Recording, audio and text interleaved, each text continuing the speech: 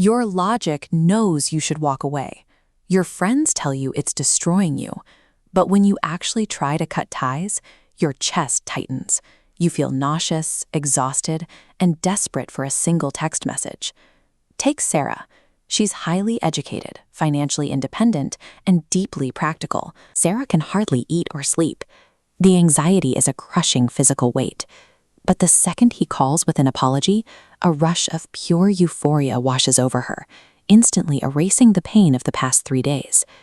Sarah looks at this extreme emotional cycle and concludes she is deeply in love. She interprets this intense craving as proof of an unbreakable, passionate bond. Sarah is caught in a cycle where her internal survival mechanisms have overridden her judgment. Her inability to leave stems from a specific series of reactions occurring within her own brain chemistry. To understand why this trap is so hard to escape, we have to look at the neurobiology driving it. The cycle starts with an alarm system. When a partner withdraws affection, your brain registers it as a literal threat, flooding your system with cortisol, the stress hormone. This cortisol spike heightens your heart rate as your nervous system screams you are in physical danger.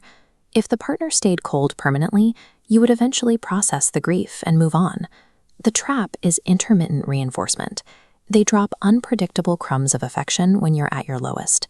Receiving that crumb triggers a massive tidal wave of dopamine, processing rewards and motivation. Because this reward was so uncertain and hard-won, the dopamine hit is actually stronger than it would be in a consistent, loving relationship. It mimics the exact chemical rush a gambler feels when a slot machine finally hits after a long losing streak. Through repeated cycles, your brain makes a dangerous association. It identifies the person hurting you as the biological cure for the exact pain they created. Enduring this chemical roller coaster over months or years forces the brain to adapt. It builds a tolerance to the chaos. This chart compares baselines. The continuous wave represents steady love. The jagged wave shows extreme swings of a trauma bond. Your brain rewires to expect these massive dopamine spikes as normal.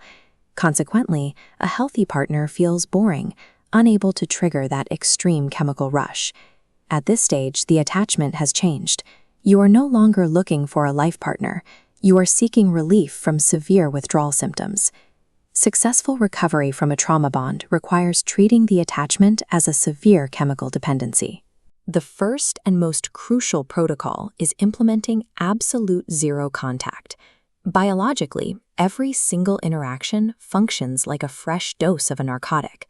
Checking their social media or reading a single text message triggers the reward system, resetting your brain's entire withdrawal clock back to zero.